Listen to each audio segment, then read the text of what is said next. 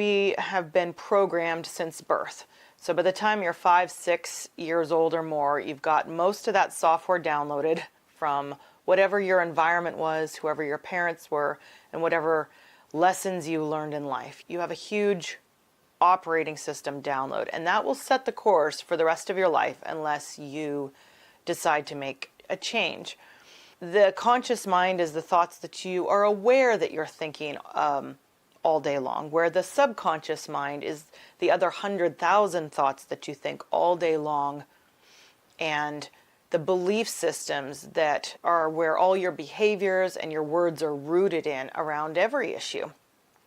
It is through the conscious mind that we can reprogram and download new software for our other than conscious and subconscious minds. And the key for doing this is something called meditation. Now, I'm sure you've heard of meditation. Most of what is billed as meditation these days would fall under Eastern meditation practices.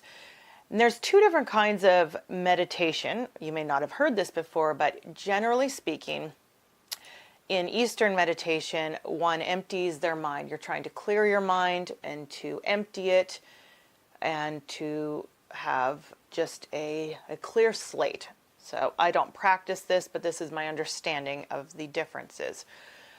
In the Judeo-Christian practice of meditation is a focus on one particular thing. It's a ruminating.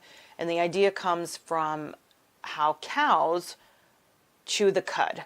So a cow has a multi-chambered stomach, and when they go out in the morning, they graze, they fill up on all this grass. And then a few hours later, they will lay down in the grass and they will regurgitate that food in stages and chew what's called the cud, or what they'd already swallowed. And they will chew it and mash it and prepare it for deeper digestive purposes, basically. And so this is how the digestive tract of a cow works. This idea of ruminating on an idea is what the Judeo-Christian belief of meditation is based on. Meditation in this way is a great key to change your belief system. And I know in my own life this played out.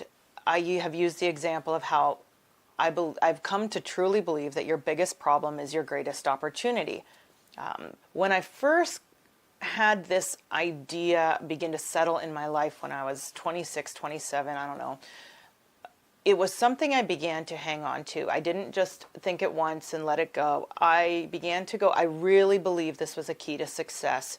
And for my life to change, I had to change how I viewed failure. I had to change how I viewed the problems that I was facing and not complain about them and avoid them and just hate them or pray to God to get rid of them. I needed to become stronger than the problems that I was facing in every area of life. As I began to ponder this, ruminating on it, over and over, telling everybody I knew about this idea, speaking about it to myself, writing about this, and deeply pondering it, I began to take this idea and something that was out there, so to speak, and I began to internalize it. As I internalized it, it totally radically changed my life, to the point that when I was fired from a job a number of years later, I used this same principle and I stuck it like a stake in the ground. I decided that as crushed as I could feel from being fired from a job and the humiliation and the shame that a person could feel in those moments, I decided to battle that shame and humiliation and mark a new beginning in my life and believe that instead of this being a problem that I had been fired, but to embrace the fact that my future had been freed.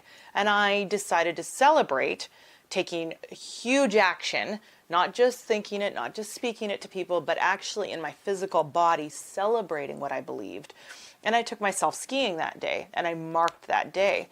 And so this is something that I have applied in a lot of different ways, but the key is meditation. That is one of the great keys to get the belief system turned around. So whatever area you're in survival in, if it's financial, there is a really strong chance that you are where you are today because of all the belief systems, the software that you've been downloaded with or been living with for years and years. And if you want to bring lasting change, you need to change those belief systems. And so how do you do that?